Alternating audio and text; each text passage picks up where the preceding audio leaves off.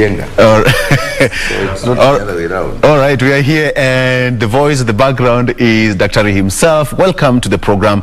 This is Entertainment Thursday. Of course, you're watching Good Morning Kenya with me, Victor Oloo. And in studio, let's talk about the entertainment industry in general. And the key word is how to sanitize the whole industry. And the best man to help us steer that debate is Dr. Ezekiel Mutua, who is the CEO of the Kenya Film and Classification Board. Right now, we want to talk about the entertainment industry and everything that you need to know about it. Dr. Thank you so much for coming. Thank you. Thank you. It's good to be here. You're a busy man. Yeah, I've just come from Mombasa because of this program. Thank you. Thank you for honoring. But in the afternoon, we are in St. Paul's University for their career day. Yes. We are talking to the young people there in the afternoon. We come from Mombasa. We had a huge meeting with the Steamer Circle. Yes. And a conference to empower their people and the circles to manage them well. Yes. We were talking about issues of moral values, integrity, and so on. Yeah. So we are trying to create a national conversation. Yes. About moral values, because we firmly believe that there is no nation that can develop without a moral foundation. Yes. Now, the biggest challenge we have in Kenya today is the breakdown of our moral values. Yes. And this is aided largely by the media, by the entertainment industry, by the creative industry, because a lot of young people pick their models from the people they see on TV, from the music they listen to. The parents are not as available as they used to be. Everybody is busy trying to eke out a living. We wake up early, we go home late. We are in a roller coaster to try and eke out a living. In the process, the role of the parent is diminishing. And then the societal structures that used to solidify the upbringing of a child, you know, the grandparents, the community, and so on. Yes. We are also losing grip in those societal structures. And now a child is on their own. They are brought up by the TV, by the house help, by the internet. And in the process, we are sitting on a time bomb. Where kids have lost it, where society has lost its values. And if we do not do something right now to create a national conversation about values, a sense of right and wrong. It's not about religious dogma or you know, people getting saved or this. You know, people confuse it. It's just a sense of being decent, being a good person, being patriotic, working hard, appreciating and being content with what you have, and learning to eat from the sweat of your brow. Just the decent basic manners of saying I'm sorry, thank you if somebody helps you, saying excuse me. Those things have disappeared from our conversations. And what we have now is people wanting to amass more wealth and wealth, people wanting to grab things, people wanting to have their way or their highway, and where the weak are on their own, the society where we used to care for the poor, the society where we used to reach out to the less fortunate and share with them and support them. Those values that make a society care for the needy. If somebody is disabled or a pregnant mother, you can support them, assist them. Now everybody wants to be the first on the queue, and those are the things. Now when you look at it and our education system and the challenges we are facing, you realize that our problem is not corruption. Corruption is just an outcome of our bad manners. And like William Wilberforce said, I think the duty of some of us, like myself, is to really sort out the manners of men, particularly in the entertainment industry. That reminds me way back in university where we were being told that manners maketh a man. Learn to say thank you, excuse me, and I'm sorry. When you have these three words, it can stop the entire universe from collapsing. Doctor, let me ask you. You can say that again. Please repeat that statement. Manners maketh a man. When you have three words, sorry, thank you, and excuse me, these three words can stop the whole world from collapsing. There you are. Let me ask you this question. Is it the right time we start talking about our moral standing as a society? We're actually late. We should have done this a long time ago. What do you mean? Yes, we didn't see it coming. And I think it's lack of leadership in so many levels. Right. From family to the communities to the religious sector, institutions of learning. Yeah. We lost our moral bearing a long time ago. And to go back and shape the values of a grown man when he has lost the moral integrity. It's difficult. Very difficult. It's difficult. It's easier to model a child than to repair a broken man. Even the Bible says. Okay? Spare the rod, spoil the child. Exactly. And teach the child the way they should go while they are young. And those when they grow up, basic structured of Sunday school, parents sitting or grandparents and aunties and grandmothers sitting with their children by the fireplace. There used to be those cultural issues. There used to be playgrounds. They used to play an important role in upbringing of a society. Completely, because it's not just the role of the parent. You know, parent is one thing, and the parental role is the most critical. But there is a community, there is a government, there is institutions of learning, there is the role of religious institutions, but more importantly, the industry itself. Because we got to a point after liberalization of the media industry, from 1992, the early 90s, when the clamor for multipartyism came, it came with also a push for liberalizing the media industry. So that we moved from KBC being Baba and Mama, Voice of Kenya as it was then, to a situation where more radio stations came up, more TV stations came up, gutter press came. With the catch of anything cause, they can pick you because somebody has been paid money to tarnish your name, and they publish anything about it. Then we moved now to the era of mobile telephony. And digital new now. Phenomena. Digital news. Now we moved to digital. Exactly. And in 2015, I was Secretary of Information when I worked with the Cabinet Secretary C.E.O. Matiang'i in the Ministry of ICT to push for digital migration with expanded spectrum. All these things brought in a flurry of content, new cultures, foreign ideologies, bombarded our kids with all manner of freedoms that they never used to enjoy. And they found content that tells them it's okay to defy a parent. It's okay to engage in violence. You don't sort out your problems by sitting down and calling wazes or calling other people to handle your dispute. If somebody messes you up, you kill them. And the language of you talked about sanitizing. Now this one is normalizing. This is what the media does. It normalizes bad behavior. So like you watch a film and it's for kids 10, 13, and it's the language I'll kill you. Doctor, that's what you. It has the language that I will kill you. You know, PlayStations. So you find kids sitting on a carpet like this, and they're saying, "Shoot, bring him down now. Shoot, you're missing an opportunity. Kill." And they normalize that language. So in the process, then nudity. You know, music. Look at some of the content that we watch in the afternoon or during the day. Nudity, obscenity, bad language.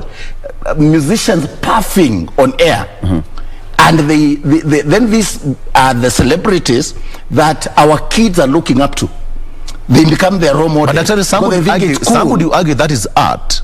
No, art is dynamic. You can. My friend, art is supposed to promote the dominant values of the community. Our dominant values is not to get into a studio like here smoking. That's not our dominant value. You don't do that. There are regulations here. Those are the dominant values. So when a musician appears on TV puffing during watershed period, what are they teaching our kids who are at home alone? And there's nobody to tell them that program is not suitable for you. Okay? They're telling them that smoking is cool. There's something they call cool. And when they see these mannerisms that they consider cool from celebrities, from socialites who are painted to be successful when they're not. Somebody who's just showing their body, nothing else, is given more airtime on your show than a professor of a university who is dealing with innovations. So what you're promoting is the abnormal. The normal has become the abnormal, and the abnormal is the normal. In the process, we got it warped and twisted, and where we are right now, we are sitting on a time bomb. So what has happened? We are producing leaders who are corrupt. We are producing parents who are unable to handle the role of a parent. People have no resilience. People don't know how to play in a team. People don't know how to work hard and earn or be content with the little that they have. We are teaching kids that even there's a model that's considered to be beautiful, right, and not. So if a girl is slender and tall, so if you are plumpy, you feel you are ugly. Yeah. And some of them even objectify women. Yes, Doctor. Okay? Let me. So this is what content does. It sets the agenda. It normalizes things, and when you keep repeating, this is a catch of marketing. If you know marketing, it's just a flash of seconds, but repeating it again and again, it gets into the head. Even about 21 exposures. Yes. The moment you see 21 exposures of the same thing, something saying Imara kama Simba, and the beer is painted in a way to make you look like cool when you are taking it, or it gives you extra energy.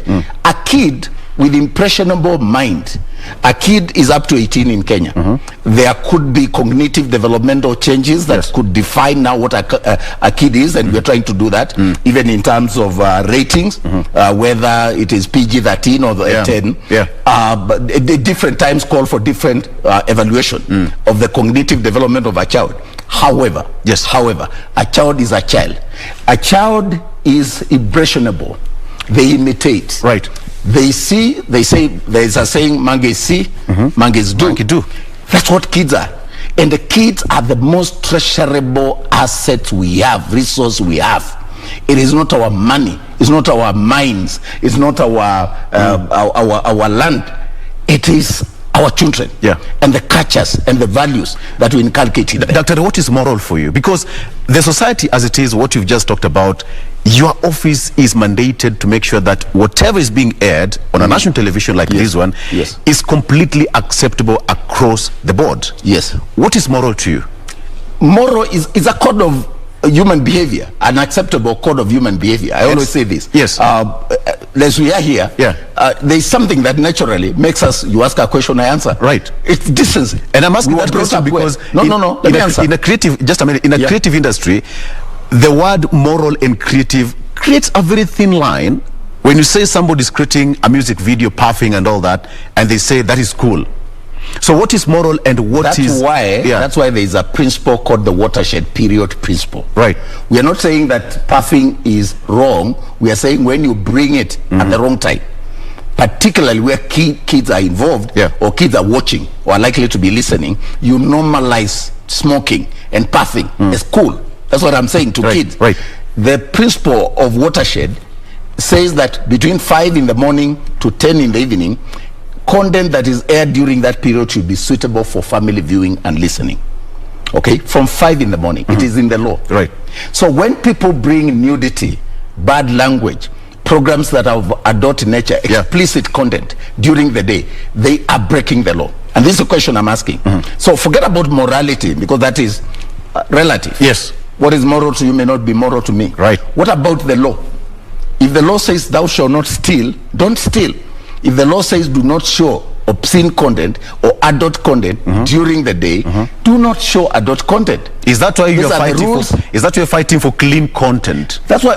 Not only that, but obeying the law. If we can create the culture of obeying the law, okay, just promote that culture.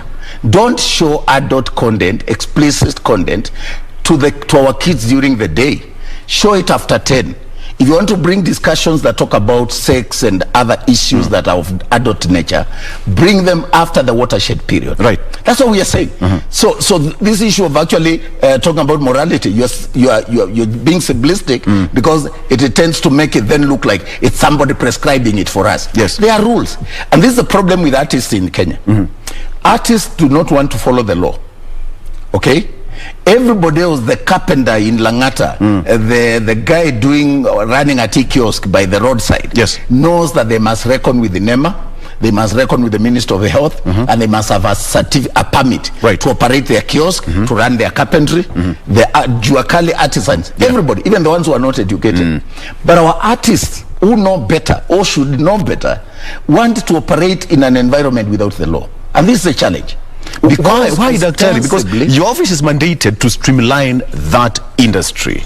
You know, the law alone is not enough, and that's why I'm happy that I'm here. Yes. Because we need to create a conversation so that parents can say no, religious institutions can say no, institutions of learning can say no. This debate of moral values can be in the corporate boards, boardrooms, can be in the mosque, in the pulpit, We want it to be a national conversation. Yeah. Because if you leave it to Ezekiel, Mutua, or Kenya Film Classification Board, or the government, it will not work.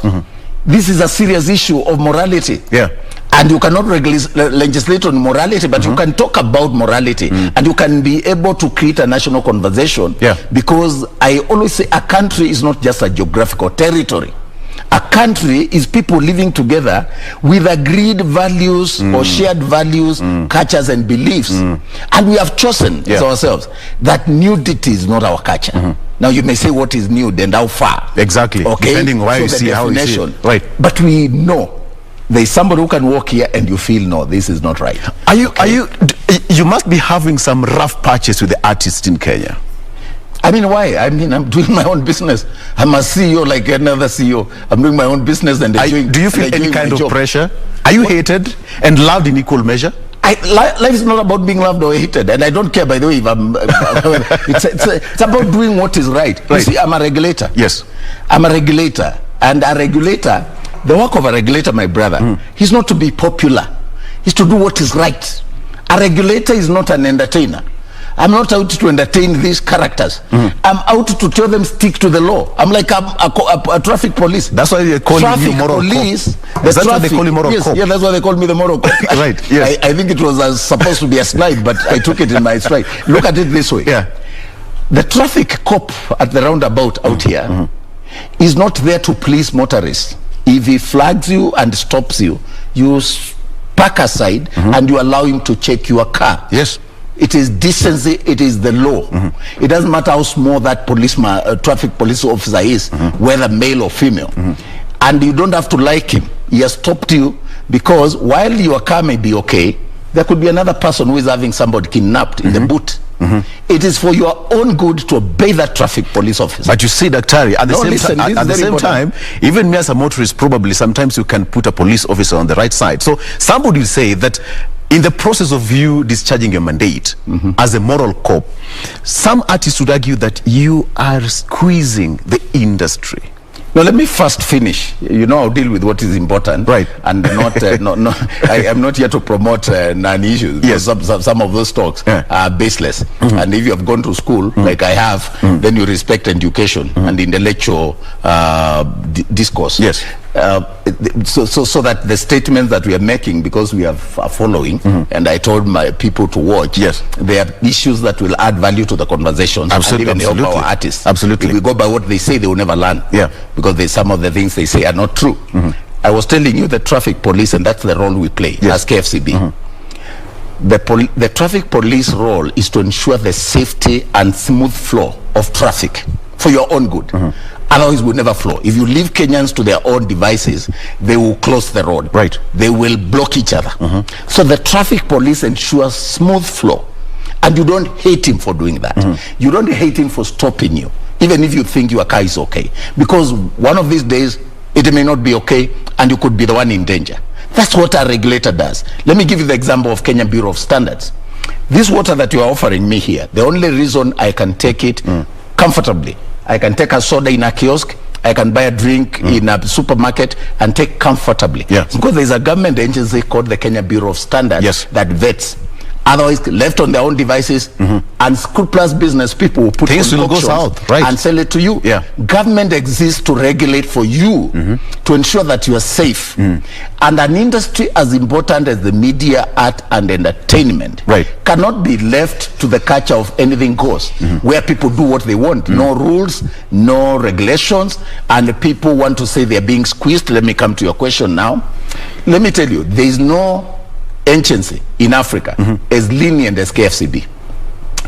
Check what is happening to Wakita in Tanzania. They have there's no love lost between Wakita and the Tanzanian artists. They shut Wasafi for 6 months just the other day. They have, I think, condemned Diamond Platinum to jail, and they have banned his music. Go to Nigeria. And you also banned him in Kenya. Go to Nigeria. No. I mean, here in Kenya, we only said don't play his music in school. Right. Keep his music to clubs and discotheques. Okay. Okay. That's what we said. Our statements are still there. But look, it was banned in Tanzania. His music sells more in Kenya than in Tanzania.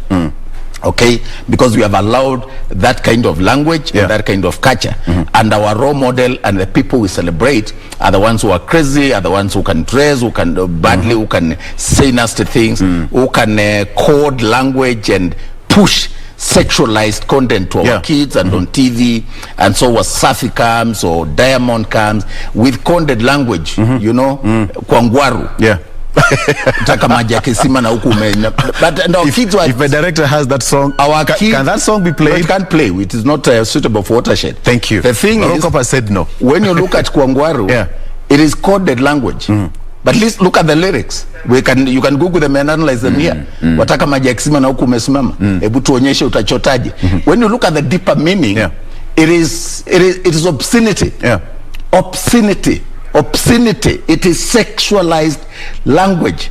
It's like reading some books we used to see when we were young, called after 4:30, that we used to read under the desks when we were into mischief.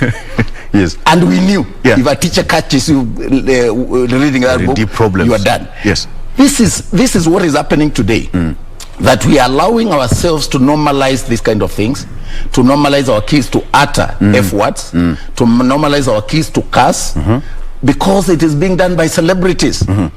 And then we tell them Diamond has so many following.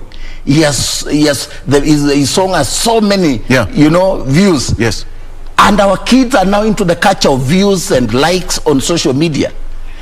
You know, I was listening to a song, and you must have heard the debate about the song that was pulled down. I'm sure it has, I'm told it has been reinstated. And the concern of the musician was it has 3 million views.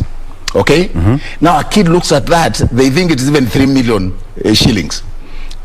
It is just views. It's people views, and some of the reasons why these views are there and they go up is because music is sexualized, or it has content that is inappropriate. It is like some of these newspapers that you see that have nude photos, some of them on Fridays like today. Yes. You find in a family paper, there's an insert. You look at it and you wonder, what are we becoming as a society? So the reason why we are squeezing, if we are squeezing, we are only trying to say, please follow the law. Please follow the law. There is no other way we can progress. No nation can progress without following the law. Daktari, allow me to follow the law and go on for a break. Please do. Just allow me to follow the law and go on a break. Thank you. Wow. I feel like I'm being lectured right now. You're in school. I will teach you. I feel like I'm being lectured. Yes. My director says that he's going back to school. Okay, we are with Dr. Ezekiel Mutua, the moral cop. He's being called so. And do you know they're being called Assistant Jesus? On a light note, though. It's blasphemous, but there's a sense in which on a light note, that's fine. Yeah, absolutely. Let's take a break, and when we come back, we still have that conversation with Daktari. Let's ask him what is the progress of the industry, and that beef with Rico Mondi. Are you friends? No. Are you friends? If you bring Rico Mondi, walk out of your studio. No, Daktari. No. Let's talk about it. Not worth my time. You bring it. I'm serious. Just try. It's not around. Yeah. No.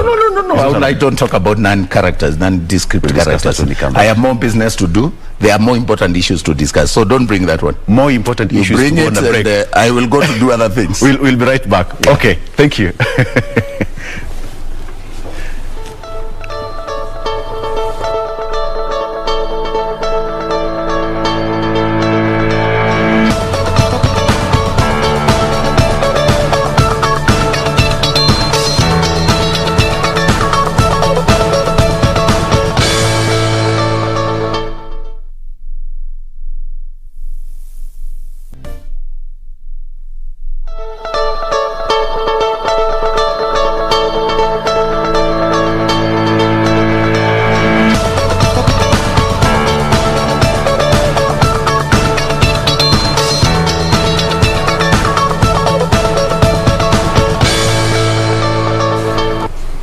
All right, the conversation, we are just having some fun here with the Daktari, saying that we are anyway, I'll tell you that later in the program. The discussion is completely fire. I don't know what Jane has on social media. Jane, what do you have on that end? Some response on the magic wall?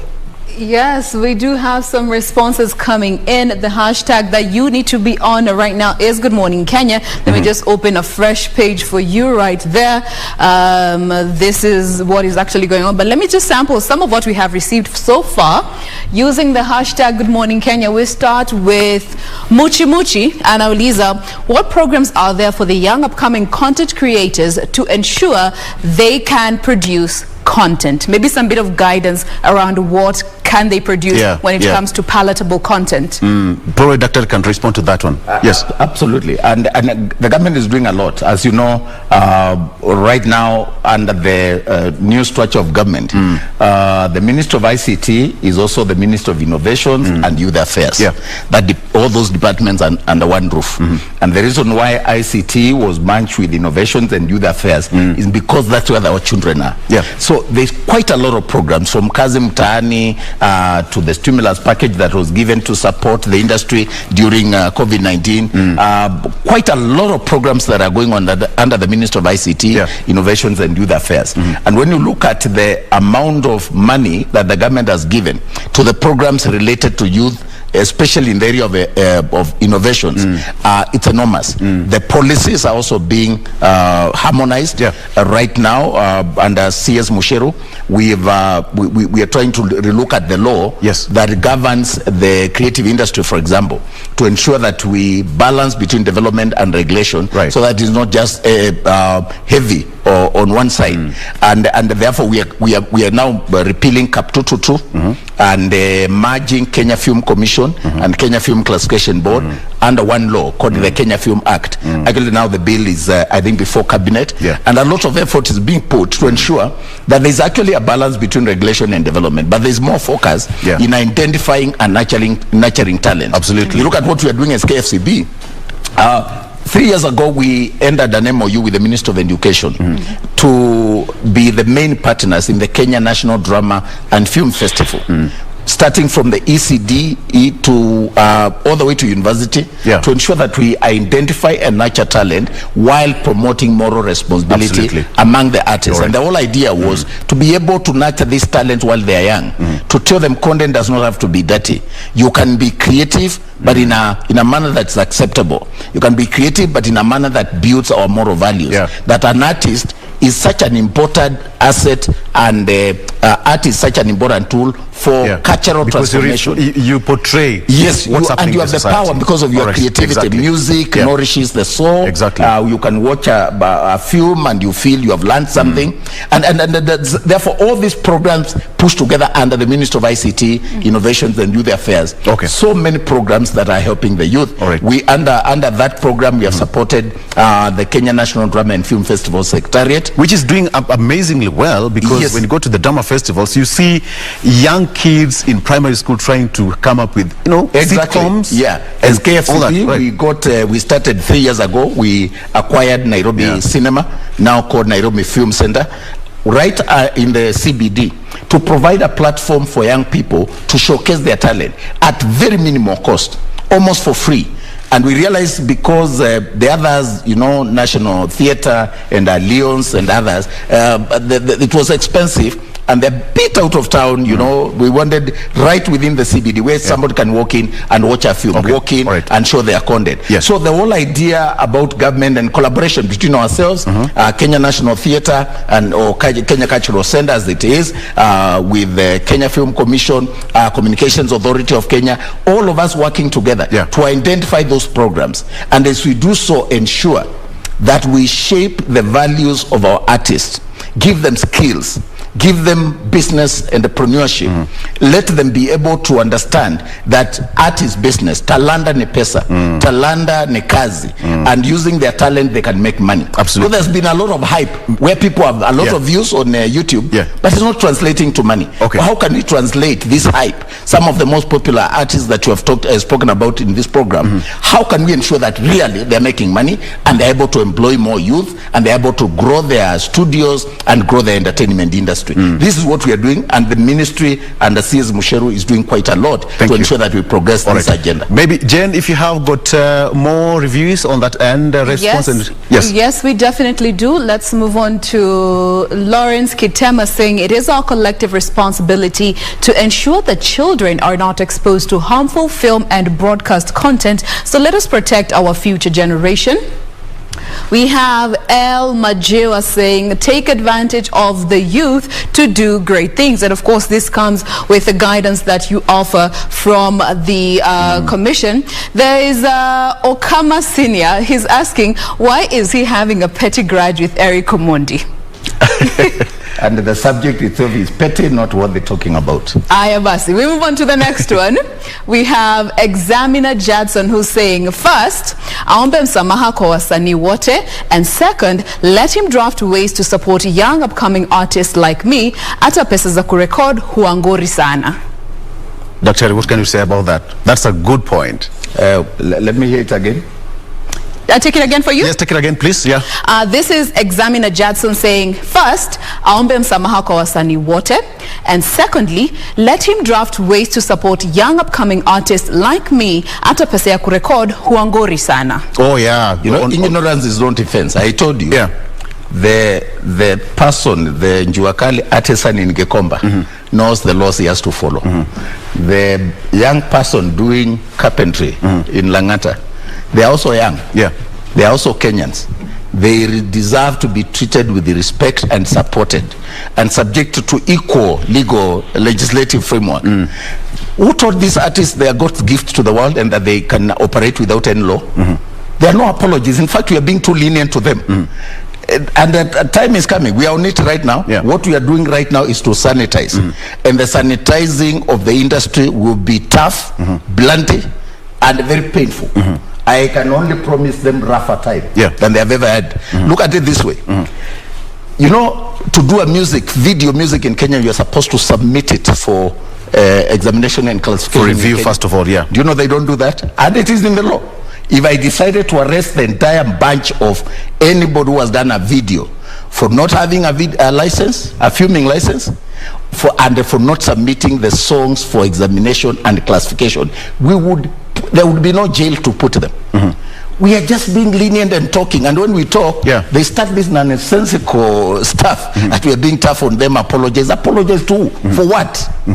There are rules to be followed, and artists will follow them. As long as I'm the CEO of KFCB, I had something that they can remove me. If they can, let them do it quickly, because they are headed for rougher times. So no apologies, and we are not going to negotiate with criminals. If anybody is talented, let them also know that they are supposed to follow the law. There is just let me explain that so that they understand. The definition of film in the Films and Stage Plays Act is audiovisual, anything audiovisual. Yes. So if you are doing anything audiovisual, you are supposed, one, to obtain a filming license, and number two, when you do the content, you bring it for examination and classification. Okay. If you are not doing that, you can make noise as long as you want. We don't listen to the noise, and I told you, a regulator is not there to be loved. It's not a love affair. Follow the law and you'll be fine. I'm like a traffic police. If I find your car has no insurance, don't say I hate you or apologize to you. Apologize for what? The traffic policeman wants you to be safe on the road. The traffic policeman wants you not to endanger the lives of other motorists. So it's not a love affair. And there's nothing to apologize. These are ignorant people who need to be helped. And I wish we can help them by not pandering into the misconception that they are more special than the carpenter in Langata or the boy running a tea kiosk. Perhaps you go to Jane. Jane, if you have got more feedback and response questions. Yes, we do.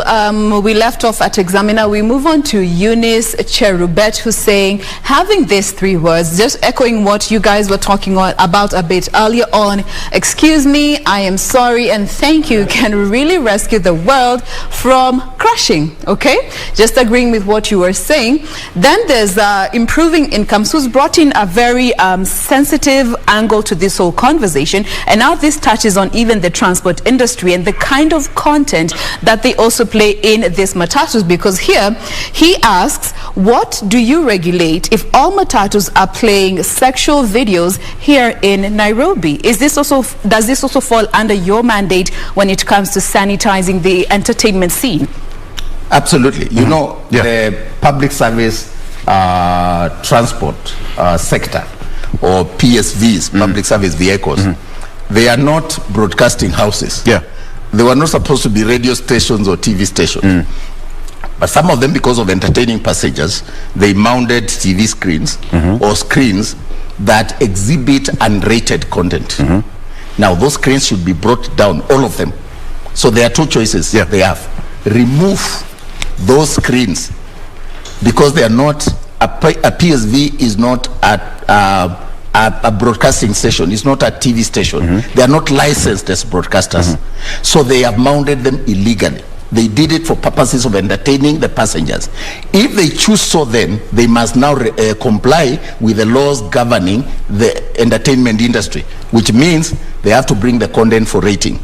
And because public service transport operates day and night, and it is not, there are no vehicles for adults and there are no vehicles for children. A parent will get into a matatu with their children, and then they find pornography exhibited in a vehicle.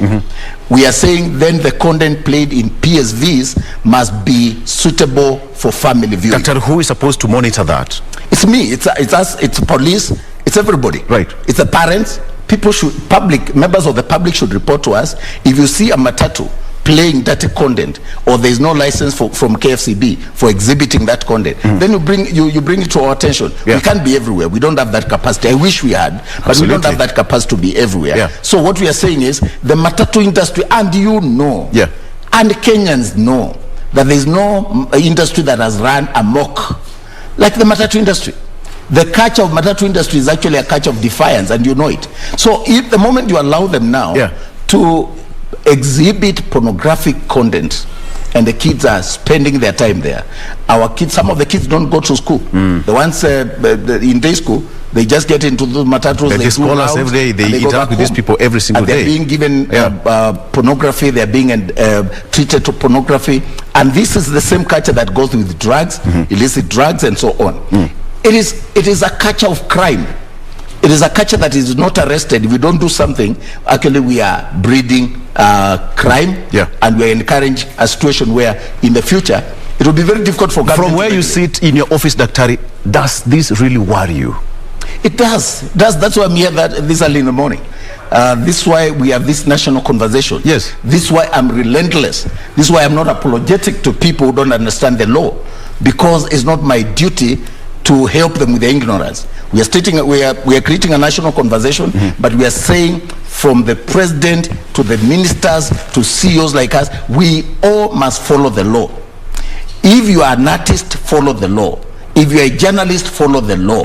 All of us can only operate safely and comfortably and do our businesses and be assured of getting the rewards of our labor when there is a law, when the law is followed by everyone. So the moment we allow a catch of any goals, we are sitting on time bomb, and God forbid we may have to go the way of Rwanda for us to come back to our senses. Quite unfortunate. I'm saving this country from going the way of Rwanda, for them to realize. I'm saving this country from going to the way Western Europe has gone. They understand they have serious issues. When you sell guns online, and a child can just order a gun like they're ordering a pizza online, and then they go to school and shoot other kids. This is where we are going. And so somebody must shout. Somebody must say this is wrong. And that person is you. And that person is me, but we should be more. It's unfortunate that people think I'm the only one. Yes. Because it means parents are not doing their job. It means religious institutions are not doing their job. And I can tell you I'm not the only one. I travel around the country, and I do know that there are many Kenyans who want clean content. Hold it there. More feedback coming very, very fast. Jen, what more do you have? Yes, we have, this is by this on our Twitter, the hashtag is Good Morning Kenya, at KBC Channel 1, at Victor Oloo at Jane Mombo is how you can get to us. We have Kanyiri Jose, who is saying, thank you, Dr. Ezekiel Mutua, for your pursuit towards a morally upright society for the world that is in crisis and embraced all forms of post-modernism nudity. Our children need your fight towards decency. You don't have to be liked. You do what you gotta do if it's right. Okay, and one final one. That's the spirit. And there are many people like that who understand. Absolutely. Yes. Regulation is not about being popular, it's about doing what is right. All right. All right. Let's get a last one from Stephen Dege, who says, Dr. Mutua, with this era where there is a direct broadcast to YouTube, how is it possible to monitor and regulate content that is aired? Wow. You know, the internet is not out of regulation. It's part of the infrastructure. If you go to the United Arab Emirates, you can't watch pornography there.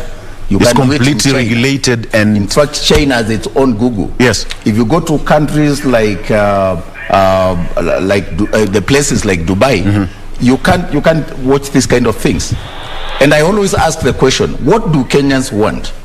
Do you want healthcare system that is working, education system that is working, road infrastructure, or you want pornography and the freedom to make noise and disobey government and tarnish the names of other people? Would you rather not have regulations and be like Dubai? Look at closer to home in Rwanda. Rwanda is overtaking Kenya because of the discipline of President Kagame. And I think at some point we need to have those kind of situation where we have a benevolent dictator. Yes.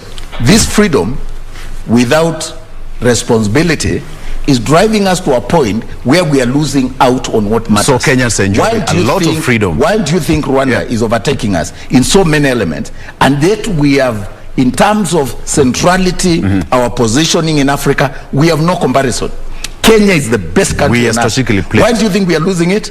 We are losing it because of the breakdown of our moral fabric, because of bad manners, because of youth like the ones in the industry who believe they should not follow the law and they can insult government officials and get away with it because it sounds cool. Look at it this way. And I want to drive you to a point. No, continue. In a country where the president can shut his Twitter because kids have no manners and they can say all manner of things, you think it's okay? And we can sit here and think it's okay when the president says, "Wachana na yo Garcia, I don't want to be to be involved." You think it's okay? That shows how much you have sunk so low, right, that we cannot have decent conversations. Look at even some of the things that your colleagues reading. They should not even appear on public TV. They appear because we are so low, even ourselves in our thinking, that even the industry, the kind of people we are employing who run these programs, there's so much childishness, so much lack of talent. We have entrusted our best to the worst. It's like the matatu industry, and I keep driving you back there. When you entrust the transport that carries over 2 million people daily to rob people, the worst of you are in society, is anybody who has not gone to school, then something is very wrong with you. That's what we have done with our entertainment industry, with our media. There is a time when I worked in the Nation Media Group, and I used to be here very frequently, when talent was talent. When Leonard Mambo Mbotela would speak and say Je Uniungwana, and he's still here, and the entire country would listen. But he's not popular now. The popular characters are the showbiz fellows and the youngsters who do not understand our culture. And I'm saying that with tremendous respect. I want to take you back to where the problem is, because we have to discuss these things openly. The day we stopped paying journalists well, the day we stopped investing in industry, including infrastructure like this, where the national broadcaster is reeling from debt and the lack of support, and it's like it doesn't matter.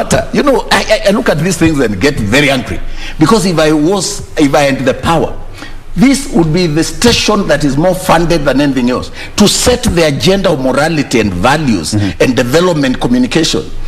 Short of that, we are going to be feeding our kids with side shows, negativity, toxic messages.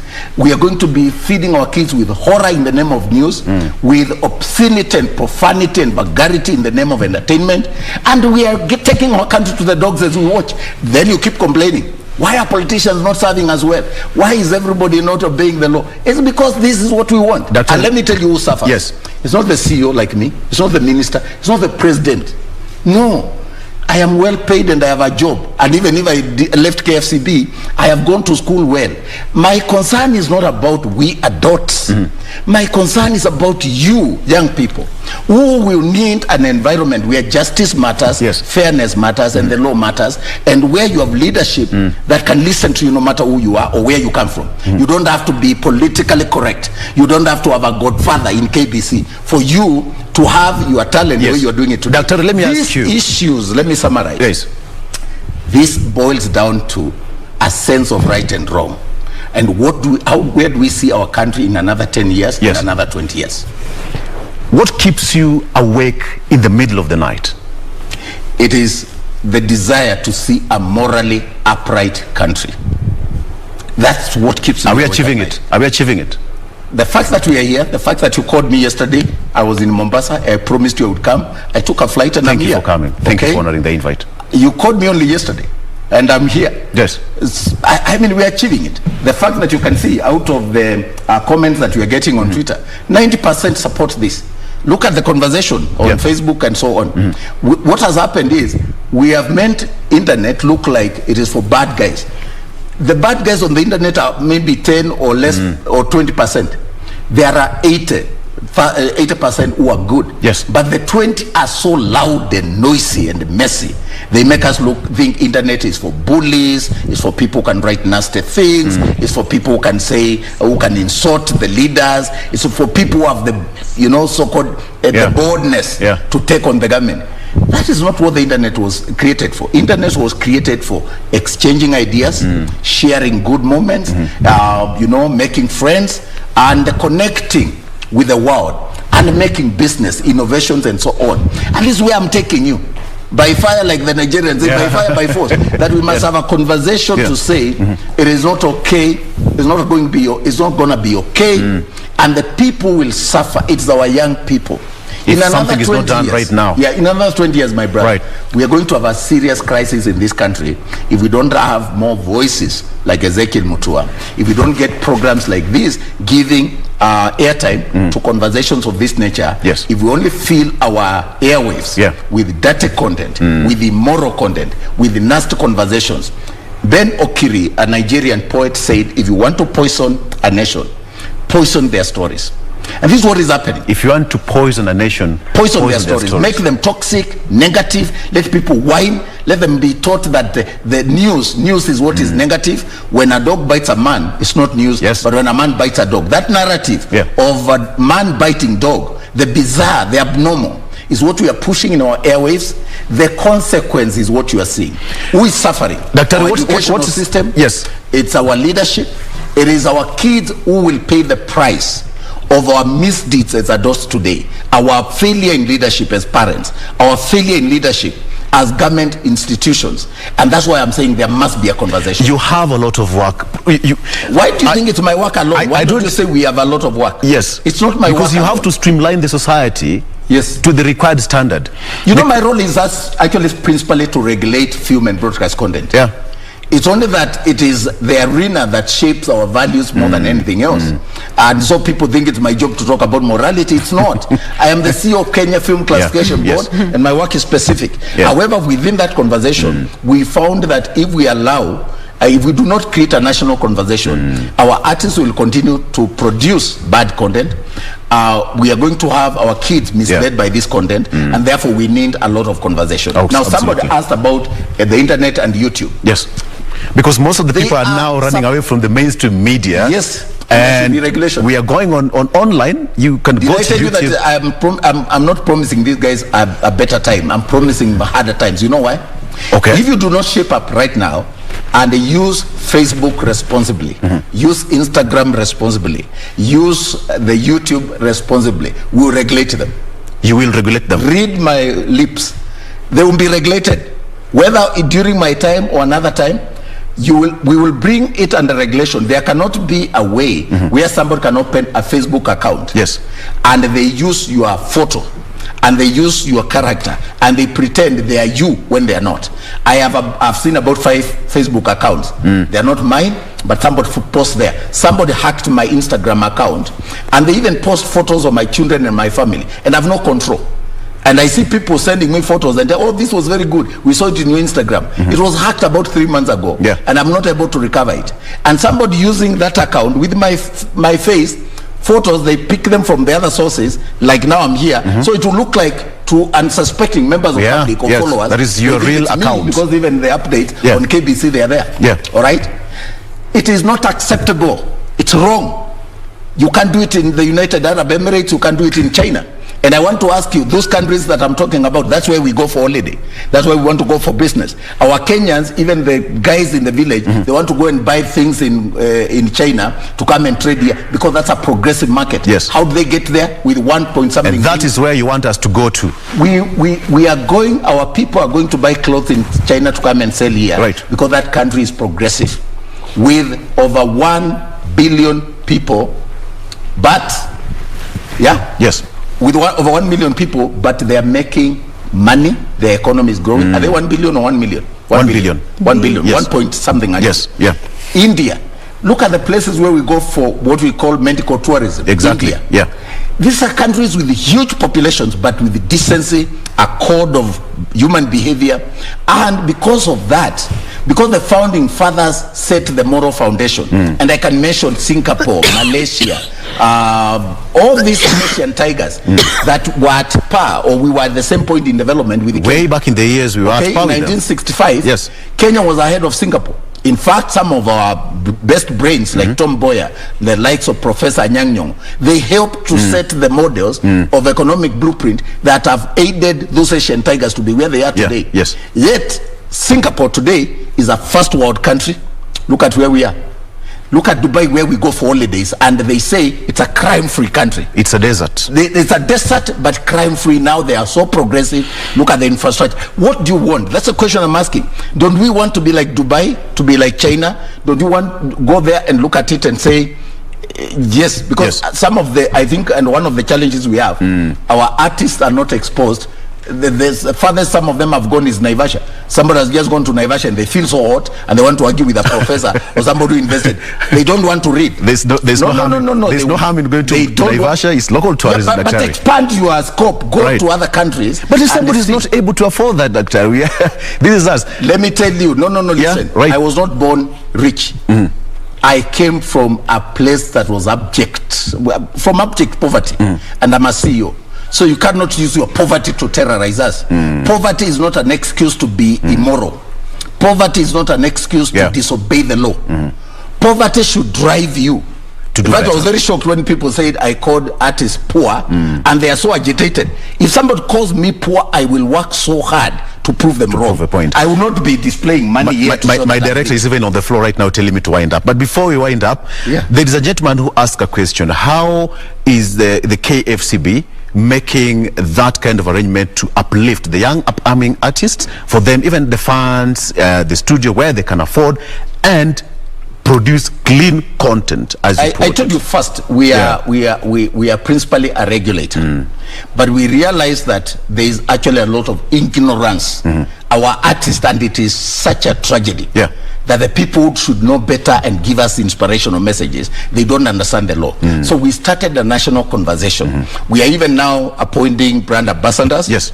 And we are privileged to have the County Commissioner of Nyeri, the former First Lady of Nyeri, and others. We have now Walter Mongare, who is one of the most successful products of the Kenya National Drama and Film Festival, who is our national ambassador. We have women in business. We have religious leaders who are supporting us in different places. We have political leaders who are clean content ambassadors. But like I told you, we started Nairobi Cinema as a way of supporting this. We have Cinema Mashinani. We are now buying mobile cinema vans that will be... That disappeared a long time ago. Now we are bringing it back. Where people will go to villages at night and watch. Yeah, a month ago I traveled with the leadership of KBC to Mombasa. You have a huge infrastructure, one of the best studios. Thank you. But they're forgotten. So we are signing an MOU with KBC to make that place, because the KBC started Studio Mashinani. But we are saying, why should we have Cinema Mashinani Mashinani, run by KFCB and Studio Mashinani. Can we merge and pull together resources? We are doing the same with the Kenya Film Commission under Kalasha to ensure that we are able to spur growth, encourage, motivate, inspire our artists. You know, some of these conversations that are being twisted to look like we are at war, we are not. It's only that when you do wrong, wrong must be called wrong. But there's so much that is going on under the Ministry of ICT. Look, the president decided to appoint young people like Nadia Abdallah in the Ministry of ICT who are driving programs related to youth. Leaders at the level of assistant ministers who connect with the youth even at their language. And the whole idea is to identify what is the problem, what ails the young people, and how can we help you within the government program. So much is going on. But for us, the fact that we have Nairobi Film Center, the fact that we have subsidized programs for the youth, that the fact that we are supporting the Kenya National Drama and Film Festival, the fact that we are having brand ambassadors from the across the rank and file of government to support this conversation, it's our contribution to say, even though our work principally is to rate and classify content and issue licenses, we need a conversation to be able to identify and nurture values, and the ones who are doing right. If you are talented but you have no money, you can get support from the government. Of course, we are not given money to develop. Kenya Film Commission is the developer of the industry. And I think the industry needs to know where to go when they have an issue. KFC is the developer, we are the regulator.